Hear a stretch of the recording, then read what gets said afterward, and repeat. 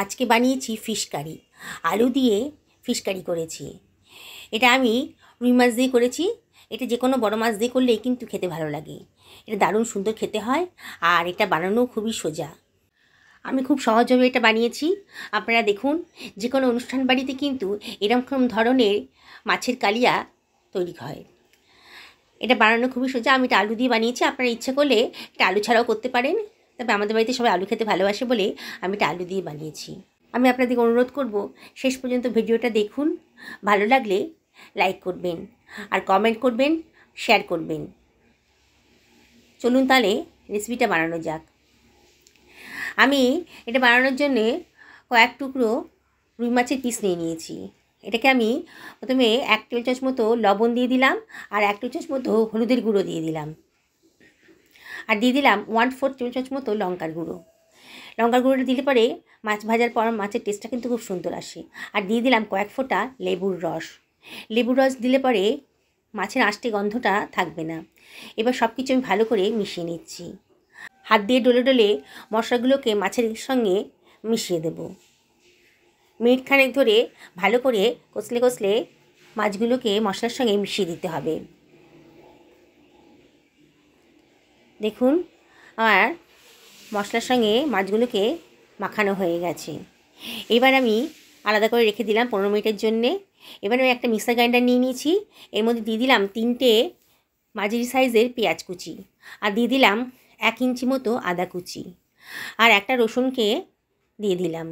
রসুন খোসা আমি ছাড়াইনি, আপনারা ইচ্ছে করলে এই খোসাগুলো ছাড়িয়ে নিতে পারেন। আর দিয়ে দিলাম খানিকটা ধনে পাতা। এবার আমি এটাকে ব্লেন্ড করে নেব। জল দেওয়ার প্রয়োজন নেই।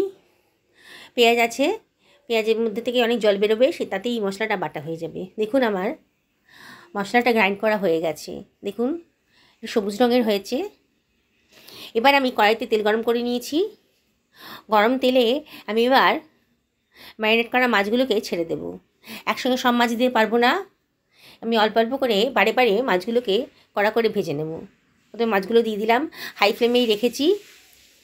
দেখুন, খানিক্ষণ বাদে, মিনিট 2 বাদে আমি একটু ওলট পালট করে দেবো। মাছগুলোকে এপিট ওপিট করে দিলে পুরো মাছটাই ভালো করে ভাজা হয়ে যাবে। ভালো করে ভাজতে হবে, নাহলে কিন্তু মাছের আষ্টে গন্ধ বেরোবে। এই কালিয়াতে মাছটা একটু কড়া করেই ভাজতে হয় কালিয়া রান্না করতে গেলে। এপিট ওপিট করে ভালো করে মাছগুলোকে আমি ভেজে নিচ্ছি। দেখুন, কালারটা চেঞ্জ হয়ে গেছে, আর মাছগুলো আমার বেশ কড়া করে ভাজা হয়ে গেছে। এবার আমি মাছগুলোকে একটা পাত্রের মধ্যে তুলে নিচ্ছি। মাছগুলো বেশ ভাজা হয়ে গেছে। এবারে ওই তেলে আমি বাকি মাছগুলোকে দিয়ে দিচ্ছি। বাকি মাছগুলোকে একইভাবে আমি ভেজে নেব। দিয়ে দিলাম মাছগুলোকে। আবার আমি এগুলোকেও এপিট ওপিট করে ভালো করে ভেজে নিচ্ছি। দেখুন, লাল লাল করে মাছগুলো ভাজা হয়ে গেছে। মাছগুলোকে আমি এবার তুলে রাখছি। সব মাছগুলোই আমার ভাজা হয়ে গেল। এই রান্নাটা খুবই সুস্বাদু। আমি আপনাদেরকে রিকোয়েস্ট করব, বাড়িতে একদিন অন্তত করুন এটা। যে কোনো বিগিনার্সরাই এই রান্নাটা করতে পারবেন, একবার যদি রেসিপিটা দেখে নেন। ওই তেলের মধ্যেই আমি দিয়ে দিলাম লম্বা করে কেটে রাখা 4খানা আলু। আলুটাকে আমি একটু ভাপিয়ে রেখেছি, তাড়াতাড়ি রান্নাটা হয়ে যাবে, সেই জন্য আলুটাকে একটু ভাপিয়ে রেখে দিয়েছি। এবার ওই মধ্যে দিয়ে দিলাম 1/2 টেবিল চামচ মতো লবণ, আর দিয়ে দিলাম 1/2 টেবিল চামচ মতো হলুদের গুঁড়ো। দিয়ে আমি সব কিছু ভালো করে মিশিয়ে নেবো, নিয়ে একটু ভাজা ভাজা মতো করে নেবো। সেদ্ধ করা আলুটা যদি একটু ভেজে নিই তেলে, তাহলে কিন্তু রান্নার টেস্টটা খুব সুন্দর আসে। আমি দেখুন, লাল লাল করে আলুটা ভেজে নিয়েছি। এবার আলুটাকে আমি একটা পাত্রের মধ্যে সরিয়ে রাখলাম। একটু তেল দিয়ে দিলাম, 1 টেবিল চামচ মতো আমি আবার তেল দিয়ে দিলাম। এবার দিয়ে দিলাম খানিকটা গোটা গরম মশলা, আর 1/2 টেবিল চামচ মতো গোটা জিরে। একটু ফ্রাই করে নেব। 20 থেকে 30 সেকেন্ড ফ্রাই করার পর সুন্দর একটা গন্ধ বেরোচ্ছে যখন, তখন আমি এর মধ্যে দিয়ে দিচ্ছি যে পেস্ট আমি বানিয়ে রেখেছিলাম, মশলার পেস্টটা, সবুজ রঙের মশলার পেস্টটা বানিয়ে রেখেছিলাম, সেটা আমি দিয়ে দিলাম। মিক্সার গ্রাইন্ডারটা ধুয়ে একটু জলও এর ভেতরে আমি অ্যাড করে দেবো। সমস্ত মশলাটা প্রথমে দিয়ে দিলাম, তারপরে মিক্সার গ্রাইন্ডারটা ধুয়ে একটু জল মেন্দে অ্যাড করে দিলাম, এই 2 টেবিল চামচ মতন। দিয়ে এর মধ্যে দিয়ে দিলাম কয়েকটা তেজপাতা। তেজপাতাটা দিলে সুঘ্রাণ একটা গন্ধ বেরোবে।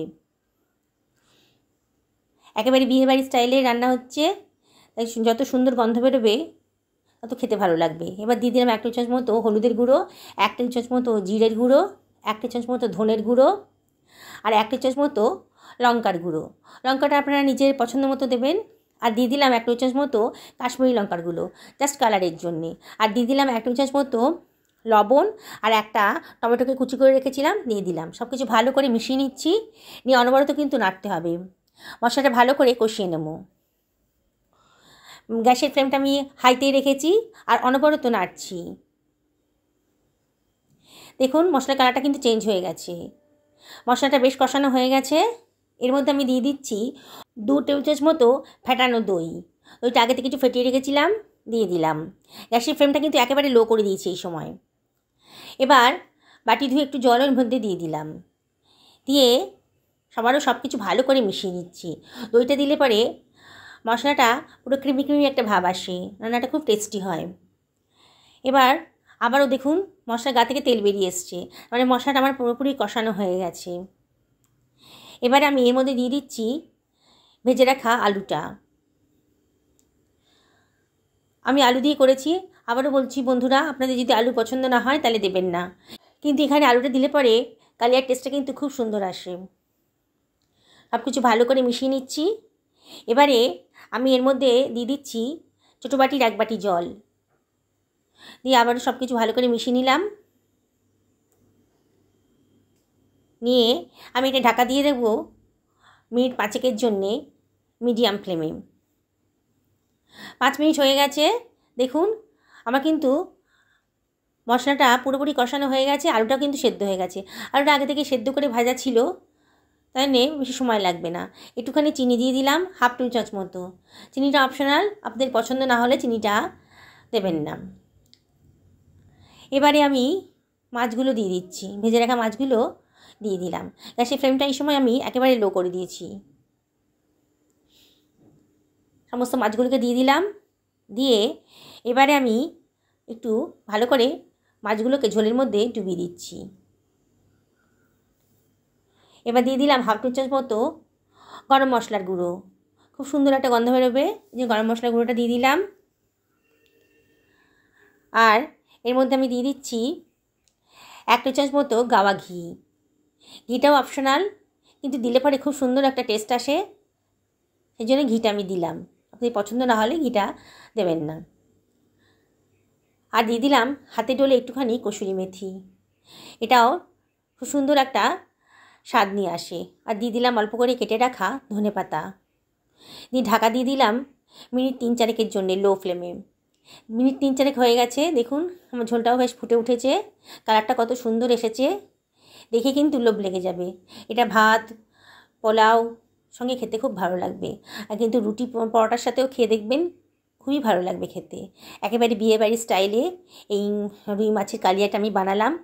বন্ধুরা, আপনাদের যদি ভালো লাগে তাহলে অবশ্যই লাইক করবেন, কমেন্ট করবেন আর শেয়ার করবেন।